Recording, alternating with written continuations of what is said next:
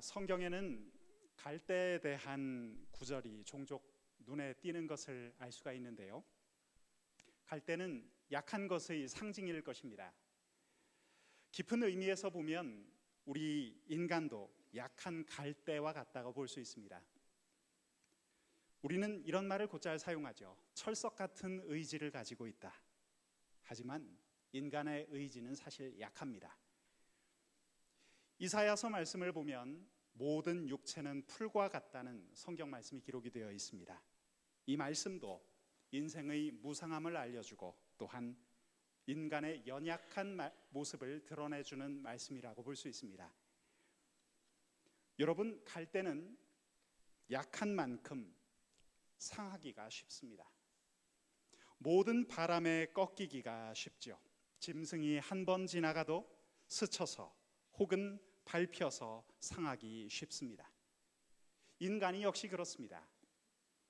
이 세상에서 인생의 폭풍 후에 혹은 전쟁이나 천재지변에 혹은 역경과 기근 여러 가지 사고 등에 날카롭게 스치고 베이고 밟혀서 육체는 상하고 심령은 깨어집니다. 이 세상을 사는 누구나 상한 갈대와 같은 존재입니다. 겉으로는 평온해 보여도 그 내면을 들여다보면 깊은 상처 하나 없는 사람 찾아보기가 어렵습니다. 저는 목회 현장에 와서 다양한 사람들을 만나보았습니다. 어린아이들도 만나보았고 고민이 참 많은 청소년들과도 대화를 나눠보았고 인생의 무거운 짐을 짊어진 가장도 만나보았습니다.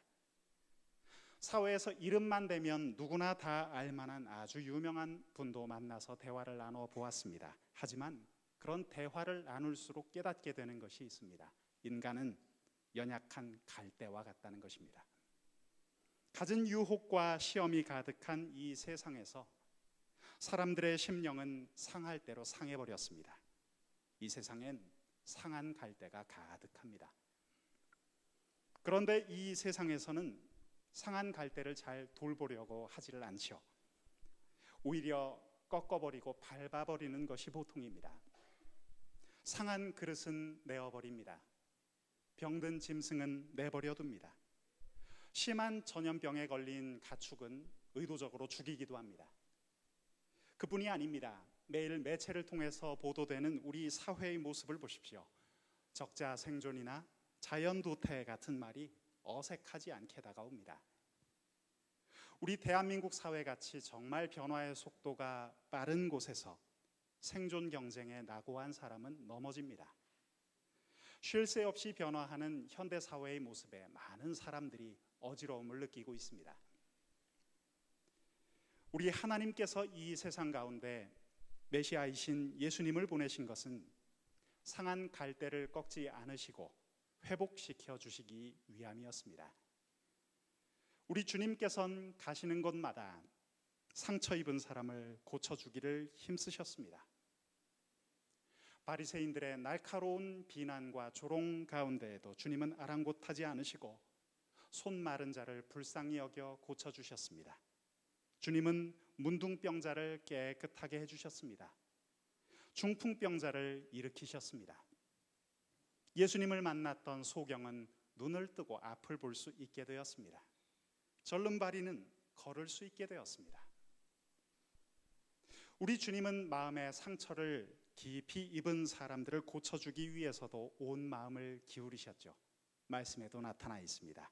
마태복음 11장 28절의 말씀, 우리 자막을 보면서 함께 읽겠습니다. 시작.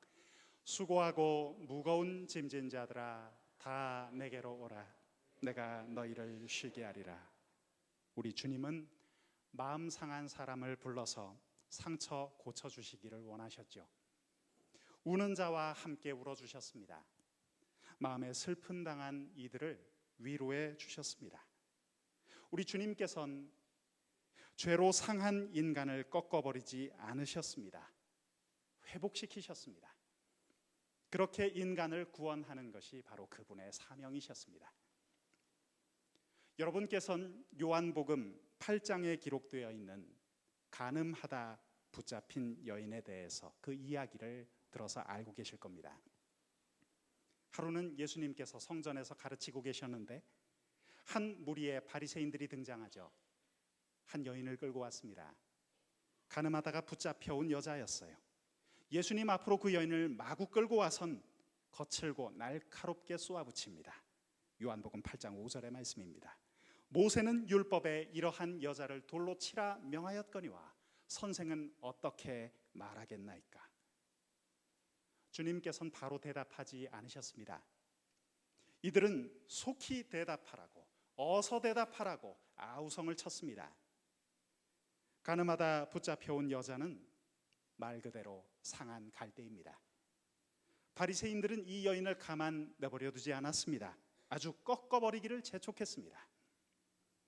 그러나 예수님께서는 잠시 후 조용히 머리를 드시곤 그들에게 이렇게 말씀하시죠. 이에 일어나 이르시되 너희 중에 죄 없는 자가 먼저 돌로 치라. 예수님은 다시 머리를 숙이시고 땅에 무슨 글자를 쓰셨습니다. 얼마쯤 후 고개를 드시고 밖을 쳐다보니 한 사람 두 사람 슬며시 그곳에서 다 사라지고 여인만이 홀로 남았습니다. 예수님은 여인을 향해 이렇게 말씀하시죠. 요한복음 8장 10절 11절의 말씀 우리 자막을 보면서 함께 낭독하겠습니다. 시작.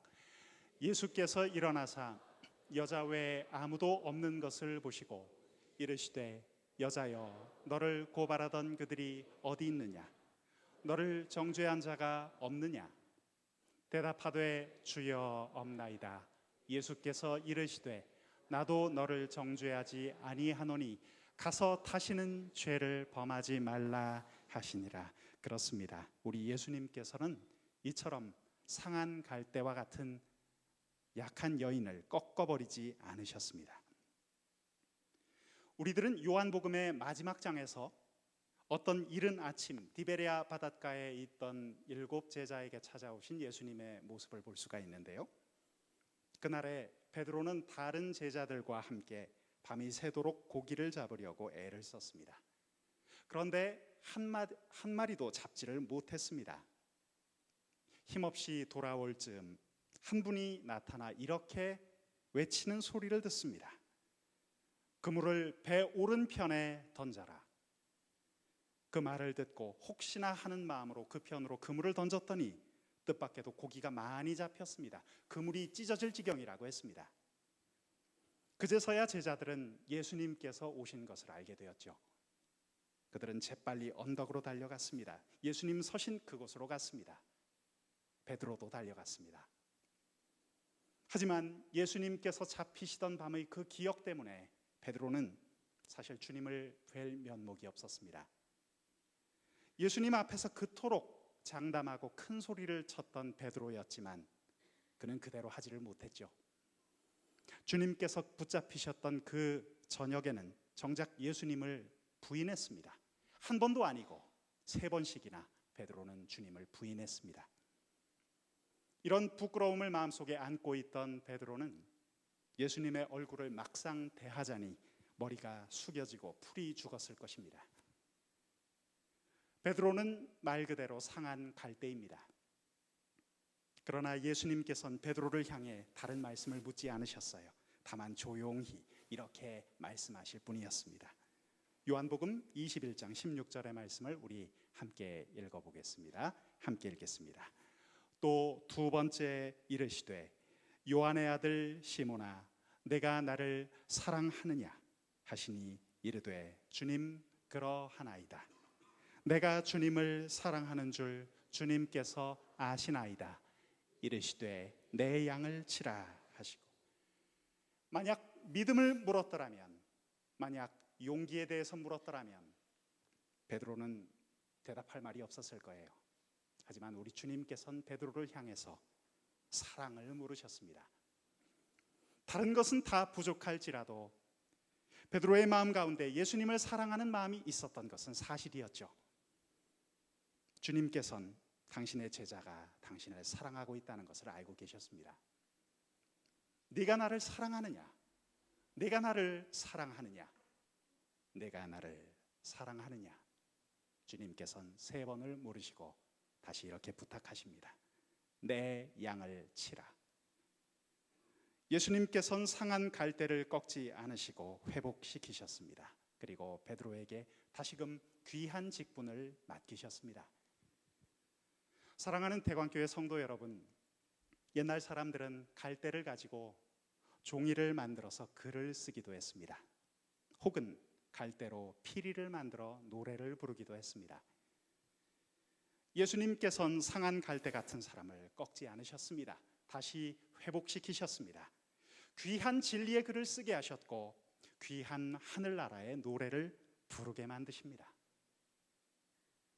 주님은 상한 갈대와 같은 베드로를 다시 회복시키셔서 오순절 하루아침 3,000명이나 회개시키는 놀라운 주님의 사도로 빚으셨죠. 또한 그분께서는 죄로 말미암아 상하고 찢겼던 청년 어거스틴을 택하셔서 2000년간 기독교 사상을 지배할 수 있는 위대한 신학자로 우뚝 세우셨습니다. 그 젊은이를 진리의 붓으로 만드신 것이죠. 사랑하는 여러분, 바로 이것이 우리 주님께서 하시는 일입니다. 지금도 그렇지 않습니까? 가난과 실패와 질병과 슬픔, 그리고 죄악에 상한 인간을 불러서 죄를 사해 주시고 회복시켜 주시고 하나님 나라의 귀한 일꾼을 삼으시는 일, 하나님 동산의 귀한 꽃으로 자라게 하시는 일, 그것이 바로 우리 주님께서 하시는 일입니다. 우리가 이처럼 한자리에 모여서 주님을 찬송하고 그분께 예배드리는 이유는 무엇입니까? 상한 갈대와 같은 우리들을 꺾지 않으시는 주님의 은혜 때문이 아니겠습니까? 우리 하나하나가 상한 갈대와 같은 존재들입니다. 하나님 앞에 그저 감사할 따름입니다. 오늘 말씀을 보면 또한 주님께서는 이렇게 말씀하십니다. 꺼져가는 심지를 끄지 않으신다. 심지가 꺼져갑니다. 커다란 불꽃은 이제 없습니다. 작은 불티가 남아있을 뿐입니다. 작은 불티가 남았으니 연기가 조금씩 피어오를 뿐입니다. 사랑하는 여러분, 이런 작은 불티를 우리 예수님께서는 멸하지 않으십니다. 사랑의 숨결로 후 하고 부으시곤 다시 빛을 발할 수 있게 만드시죠.